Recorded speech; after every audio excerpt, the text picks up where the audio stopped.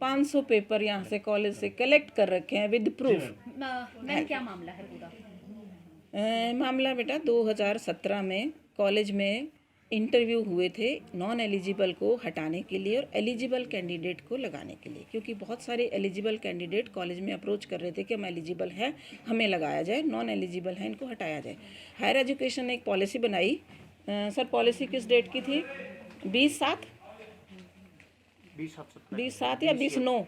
20/9 ऐसे ही था। हाँ 20/9 है, 20 एग्जैक्ट डेट देख लो, एग्जैक्ट लेटर है हमारे पास। उस डेट की पॉलिसी उस डेट की 17 में बनाएगी, 20/7 है, 20/7 में पॉलिसी बनाएगी। वो पॉलिसी कॉलेजेस में भेजी गई। उस पॉलिसी के अकॉर्डिंग कॉलेज में इंटरव्यूज़ हुए। उन इंटरव्यूज़ में थे इन एलिजिबल कैंडिडेट को हटाया जाए और एलिजिबल को लगाया जाए। उस इंटरव्यू ये कंप्यूटर साइंस का ये केस जो है ये कंप्यूटर साइंस का है। इसमें मेरी डॉटर इन लॉ भी अपीयर हुई थी और इसमें as a extension lecturer in computer science, और वो एलिजिबल कैंडिडेट थी। दूसरी जो एक और इसमें पेटिशनर है तारिका वर्मा, वो भी अपीयर हुई थी, वो भी एलिजिबल थी। वो भी किसी प्रोफेसर की डॉटर बताई गई? हाँ वो भी उनकी डॉटर है, बिल्कुल है। ये तो बेटा चेंज कर ही नहीं सकते, जो रिलेशन है उसको हम नहीं चेंज कर सकते। अच्छा, जो पिटिशनर हैं उन्होंने किस बिहाफ पर केस डाला था? उन्होंने इस बिहाफ पे केस डाला था कि हरियाणा गवर्नमेंट की पॉलिसी को फॉलो नहीं किया गया, हमें लगाया नहीं गया, इन एलिजिबल को हटाया नहीं गया। उन्होंने ये प्ली लेके केस डाला था। वो एलिजिबल थे, उन्होंने अपने सारे के सारे डॉक्यूमेंट्स थ्रू आरटीआई कॉलेज से लिए, तब उन्होंने केस डाला कि हम स्टैंड कहाँ कर रहे हैं। उनका मेरिट लिस्ट में फर्स्ट और सेकंड नंबर था, तब उन्होंने केस डाला कॉलेज में। और सभी वर्कलोड का भी उन्होंने लिया। वर्कलोड उस टाइम एग्जिस्ट कर रहा था, 4 इनएलिजिबल कैंडिडेट थे और 3 का बिना इनके भी वर्कलोड एग्जिस्ट कर रहा था। टोटल 7 टीचर्स का वर्कलोड उस टाइम कॉलेज में था। ये केस डाला इन्होंने। फिर ये सारे पेपर्स इकट्ठा करने में बहुत टाइम लग गया, क्योंकि मेरिट लिस्ट इनको 3 स्टेजेस पे मिली है, वहाँ भी बहुत हैरेसमेंट मिली है इनको। फर्स्ट स्टेज पे इन्होंने लगाई एसपीआईओ को, मेरिट लिस्ट नहीं दी। सेकंड पे लगाई इन्होंने फर्स्ट एपलेट को, मेरिट लिस्ट नहीं दी। थर्ड स्टेज पे इन्होंने लगाई स्टेट इन्फॉर्मेशन ऑफिसर को, कमिश्नर से ऑडियो हियरिंग में इनको ऑर्डर मिला प्रिंसिपल को, और स्ट्रिक्ट ऑर्डर मिला कि आपको ये मेरिट लिस्ट देनी पड़ेगी। तब इन बच्चों को वो मेरिट लिस्ट मिली। After attaining the merit list they approach to court में गए कि हमारा राइट बनता, हम एलिजिबल थे उस डेट में, ये इनएलिजिबल थे और हमें लगाया नहीं गया, हमें साइड पे कर दिया गया और उनको रखा। इन्होंने फिर ये बेस पूछा कि किस बेस के ऊपर आपने इनको रखा है। तब उन्होंने कोर्ट केस का हवाला दिया 16/832 यहाँ उसमें क्लियर कट लिखा हुआ है कि भाई एलिजिबल कैंडिडेट, कई केसेस हैं इसमें फाइल में लगे हुए हैं। इस केस के थ्रू ये डिस्पोज हो गया, इस केस के थ्रू ये डिस्पोज हो गया, और फाइनल डिसीजन क्या है कि eligible candidate should continue, ineligible will be removed. ये लेटर्स में क्लियर है इनमें सब में।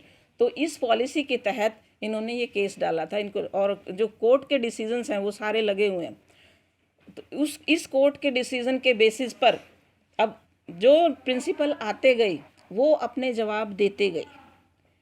मैंने तो इस कॉलेज में 18/8/2022 को ज्वाइन किया है। मैं तो 22 के बाद का कॉरस्पॉन्डेंस कर रही हूँ। जो इसका रिटर्न स्टेटमेंट थी इस केस की, प्रीवियस प्रिंसिपल ने सबमिट कर रखी है और उसके ऊपर ही सारा काम चल रहा है। मेरी तो वो स्टेटमेंट भी नहीं सबमिट की हुई। इसमें डेट आप देख सकते हो किस डेट में वो जवाब सबमिट है। अच्छा, ये कह रहे हैं हाई कोर्ट से कोई तारीख, कोई हियरिंग नहीं हुई। एक हायर एजुकेशन का उसका किस बिहाफ पर उन्होंने? देखो, हायर एजुकेशन का मैं नहीं बता सकती, उन्होंने पेपर्स रीड किए हैं, अपनी पॉलिसी देखी है, कुछ ना कुछ देख के ही उन्होंने डिसीजन लिया होगा।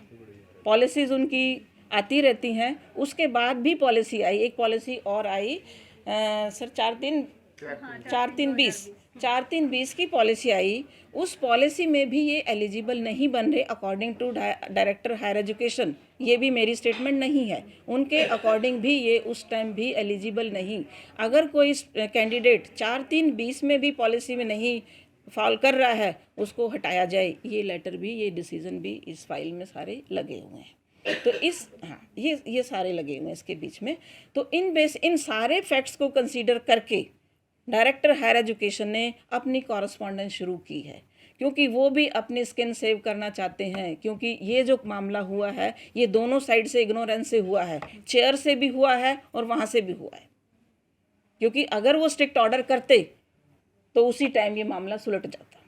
तो अभी किसकी जवाबदेही बनती है? हायर एजुकेशन की बनती है? अब जवाबदेही बनती है, अब तो कोर्ट में मामला चला गया। कोर्ट में अगर ये जीते, उन्होंने जो कोर्ट के जो पेपर्स गए हैं, जो रिटर्न स्टेटमेंट जो इसमें सबमिट की है, उसके बेसिस पर पेपर्स गए हैं भी, इंटरव्यू का सारा डेटा गया, इंटरव्यू हुआ, प्रॉपर इंटरव्यू हुआ, प्रॉपर सिलेक्शन हुआ, प्रॉपर सब कुछ हुआ। उसके बाद उसको इम्प्लीमेंट क्यों नहीं किया गया?